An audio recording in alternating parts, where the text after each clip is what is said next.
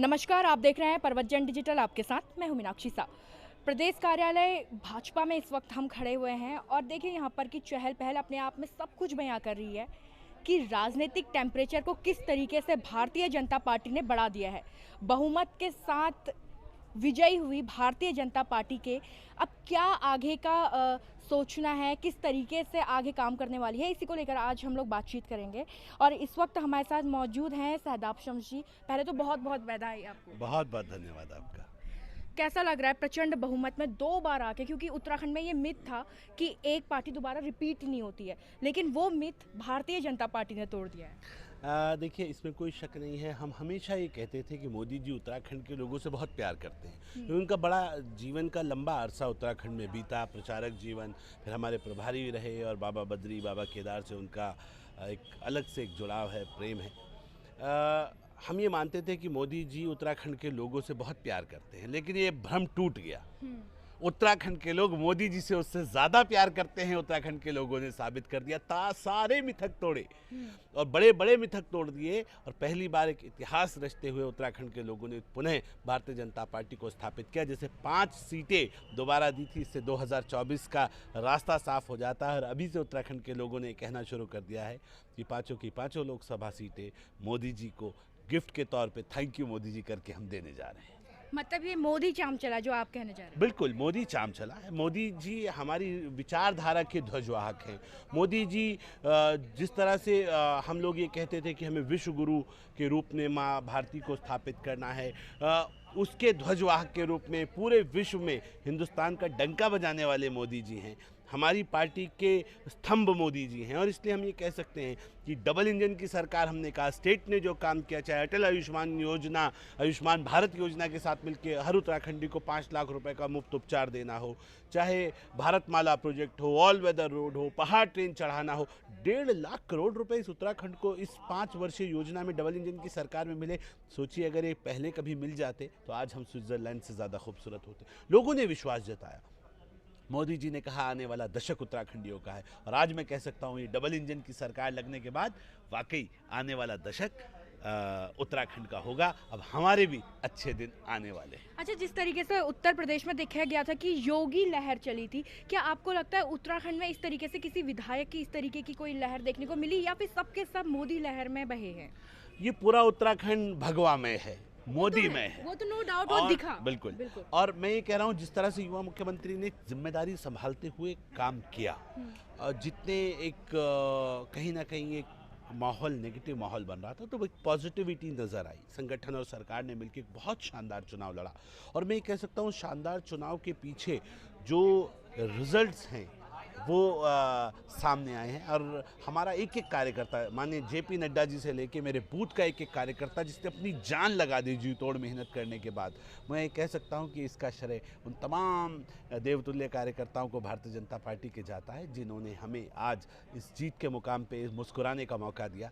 तमाम मिथक टूटे हैं और मुझे लगता है कि जो बड़ी जीत हमें मिली है, इससे बड़ी जिम्मेदारी भी आई है। अच्छा, मिथकों का दौर चल रहा था उस बीच भी, और चुनाव में भी हमने काफ़ी सारे मिथक देखे। जैसे अभी एक मिथक ये टूटा कि कोई भी पार्टी दोबारा रिपीट नहीं होती है, तो वहीं एक मिथक ये भी था कि जिसको मुख्यमंत्री चेहरे के रूप में खड़ा किया जाए वो जीतता नहीं है, चाहे वो तीनों सीट में, गंगोत्री सीट में देखा जाए कोठियाल जी के नाम पे, या फिर लाल कुआं से हरीश रावत जी के नाम पे, या फिर पुष्कर सिंह धामी जी के नाम पे देखा जाए खटीमा में, तो तीनों सीट हारे हैं। तो अब बड़ा सवाल ये खड़ा हो रहा है जिसको जनता देखना भी चाहती है, सुनना भी चाहती है, कि आखिर उत्तराखंड की बागडोर किसके हाथ में आएगी, मुख्यमंत्री कौन होगा? देखिए, मुख्यमंत्री तो मेरा हाईकमान तय करेगा, लेकिन मैं इतना ज़रूर कहूँगा कि युवा मुख्यमंत्री पुष्कर सिंह धामी एक कमांडर की तरह, सब जानते थे कि उनकी सीट का जो समीकरण है वहाँ किस तरह की है और लोगों ने सजेस्ट भी किया था, ये बात भी मीडिया में भी चली कि वो सीट बदलने जा रहे, लेकिन उन्होंने एक कमांडर की तरह अड़ के कहा नहीं, मैं सीट नहीं बदलूंगा, क्योंकि अगर मैं सीट बदलूंगा तो फिर बाकी लोग भी अपनी मनचाही सीट, सुरक्षित सीटों पे जाने की कोशिश करेंगे और उससे कहीं ना कहीं एक पैनिक फैल जाएगा। उन्होंने बड़ी मजबूती के साथ वो चोटिल हुए, वो चुनाव में हारे, वो घायल हैं, लेकिन उन्होंने अपनी सेना को जिताया है। मुझे लगता है कि पार्टी बहुत गंभीरता से इन सारी चीज़ों को देखेगी और एक काबिल व्यक्ति उन्होंने अपना व्यक्तित्व पेश किया है और मैं हम पूरी तरह से ये कह सकते हैं कि बहुत बहादुरी से मेरे युवा मुख्यमंत्री के नेतृत्व में पूरी सेना लड़ी, मेरे प्रदेश अध्यक्ष संगठन महामंत्री के नेतृत्व में पूरी सेना लड़ी और हम आज जीत तक पहुंचे। तो इन लोगों को भी श्रेय जाता है, आप उनका श्रेय नहीं छीन सकते। बिल्कुल, श्रेय कोई नहीं छीन रहा, लेकिन बड़ा सवाल है कि उत्तराखंड का मुख्यमंत्री कौन होगा, क्योंकि हर कोई ये नाम जानना चाहता है, आखिर मुख्यमंत्री का ताज किसके सर पे होगा। ये तो मेरा हाईकमान तय करेगा कि मुख्यमंत्री कौन तय करेगा। लेकिन इसी बीच ये खबरें भी चल रही है कि पूर्व मुख्यमंत्री त्रिवेंद्र सिंह रावत जी की भी बात चल रही है, क्योंकि सुनने में आया कि डोईवाला विधानसभा से बृजभूषण गैरोला जी ने ये कहा है कि मैं अपनी सीट छोड़ने को तैयार हूँ। चंपावत से यही बात सुनने को मिली है कि धामी जी के लिए अपनी सीट छोड़ने को तैयार हूँ। इसके अलावा निशंक जी का नाम आ रहा है, अनिल बलूनी जी का नाम आ रहा है, तो कई ऐसे नेता, धन सिंह रावत जी का नाम आ रहा है, तो कहीं ना कहीं ये बड़े शीर्ष नेताओं के नाम भी आ रहे हैं। बिल्कुल, सब हमारे नेता हैं और सबके लिए उनके चाहने वाले हर जगह मौजूद है। पता चलता है फला व्यक्ति बनने वाला है तो लोग कहते हैं हम सीट छोड़ने के लिए तैयार हैं। और मुझे लगता है कि पार्टी हमारे ही किसी कार्यकर्ता को, किसी नेता को ये जिम्मेदारी देगी और मुझे लगता है कि जो भी आएंगे मजबूत चेहरा बन के पहले भी उभर के दिखाए और आगे भी उभर के दिखाए। अच्छा, अब आपको क्या, एक सवाल मेरा ये था कि किस आधार पे आपको लगता है कि इतना प्रचंड बहुमत मिला है, जनता ने अपने सराखों पर भारतीय जनता पार्टी को बैठाया? भारतीय जनता पार्टी की नीतियाँ, भारतीय जनता पार्टी की नायक के रूप में माननीय मोदी जी के ऊपर लोगों का स्टैम्प और डबल इंजन की सरकार की इस उत्तराखंड का विकास हो। और जैसे मोदी जी ने दिल खोल के अभी तक 5 साल में इस प्रदेश को दिया, आगे भी इस प्रदेश को इसी तरह से विकास आगे बढ़ता रहे।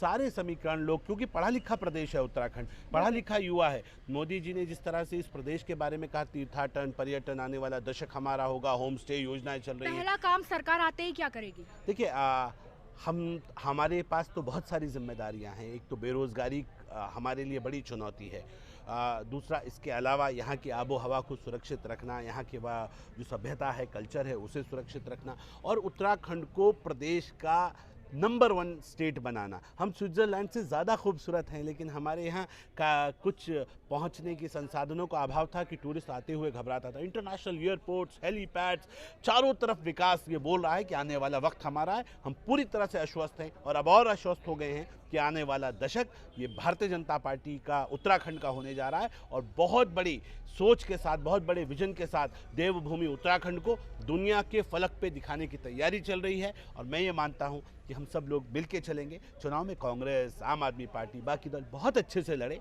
हम विपक्ष को भी सम्मान करते हैं। हम लेकिन कहीं ना कहीं इस सब के बीच में, चुनाव के बीच में ईवीएम पे भी सवाल अब उठने शुरू हो चुके हैं। ये कमजोरी थी, ये कमजोरी है कांग्रेस पार्टी की, विपक्ष की, कि हार जाओ तो ईवीएम पे कब तक ईवीएम पे, एग्जिट पोल पे, मीडिया पे, चुनाव आयोग पे सवाल उठाते रहोगे? कभी आत्ममंथन करो, अपने अंदर झांको कि आपके अंदर आपके हालात क्या चल रहे हैं, उसका एनालिसिस करना चाहिए। मीडिया पे भी काफ़ी सवाल यहाँ पर को दागे गए हैं कि मीडिया भाजपा का बहुत सपोर्ट करती है, पक्ष लेती है। अब इससे तो दिख रहा है कि कम लेती है, क्योंकि मीडिया तो 43 तक दिखा रहा था, हम तो 43 से ऊपर पहुंच गए, तो इससे लग रहा है कि कम पक्ष लेती है। लेकिन ये कांग्रेस नहीं समझेगी, क्योंकि वो झूठ के एक आभा मंडल में जी रहे हैं और अपने कार्यकर्ताओं को भी उस झूठ के आभा मंडल में वो रखते हैं। सच का सामना करना चाहिए और अभी भी कुछ नहीं बिगड़ा है। मजबूत विपक्ष हमें चाहिए जो समय समय पे हमें मार्गदर्शन करता रहे, समय समय पे सचेत करता रहे, समय समय पे विसिल ब्लोवर की भूमिका निभाता रहे, जिससे उत्तराखंड और मजबूत हो, हम भ्रष्टाचार पे अंकुश लगा सकें।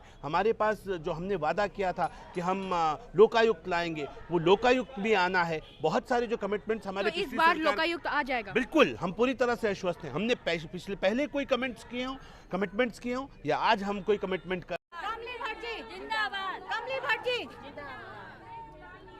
मैम, मुख्यमंत्री के नाम को लेकर लगातार बातें चल रही है, आपको क्या लगता है कि मुख्यमंत्री कौन हो सकता है?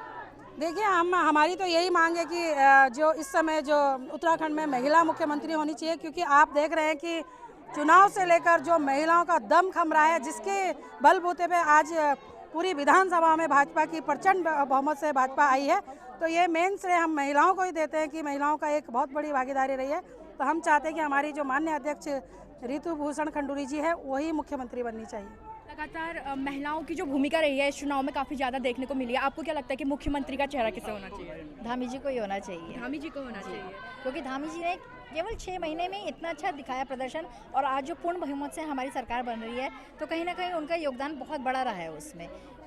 बस ये रहा कि वो अपने क्षेत्र में विजयी नहीं हो पाए, इसका बहुत दुख है, क्योंकि उनका ध्यान पूरा उत्तराखंड पे केंद्रित था। इस वजह से कहीं ना कहीं थोड़ा सा उनसे चूक हो गई थी। महिला मुख्यमंत्री चेहरा आज तक देखने को नहीं मिला उत्तराखंड में, उसको लेकर क्या कहेंगी? हम तो चाहेंगे हमारी ऋतु दीदी आए। ऋतु खंडूरी जी। हाँ जी, हम चाहते हैं। आप बताइए। जी, महिला मुख्यमंत्री का चेहरा हम चाहते हैं हमारी ऋतु खंडूरी दीदी जी आ जाएगी, ऋतु खंडूरी जी, क्योंकि महिलाओं का बहुत बड़ा योगदान था इस चुनाव में और हर तरफ महिलाएं बहुत महिला वोटर्स का भी बहुत महिला मोर्चा ने और युवा मोर्चा ने बहुत बड़ा बढ़ चढ़कर हिस्सा लिया। रात नहीं देखा, दिन नहीं देखा, अपने बच्चों को नहीं देखा, कुछ नहीं देखा, पूरा पार्टी की तरफ ध्यान था। बिल्कुल आज पूरा महिला मोर्चा यहाँ पर आया हुआ है अभी। और हम लोग चाहते हैं ऋतु खंडूरी जी का चेहरा बहुत ही अच्छा है हमारी मुख्यमंत्री के रूप में। महिलाओं को भी इसमें मिलना चाहिए, महिला को मौका मिलना चाहिए, महिलाओं को मौका मिलना चाहिए। ठीक है, तो आप महिला मोर्चा की भी बात सुन रहे हैं कि महिला मोर्चा भी लगातार लगी हुई है कि किस तरीके से महिलाओं का नाम आए, और ऋतु खंडूरी जी का यहाँ पर कहीं ना कहीं नाम आप आते हुए देख सकते हैं। तो फिलहाल अभी मेरे साथ इतना ही, आप बने रहिएगा पर्वत जन डिजिटल के साथ।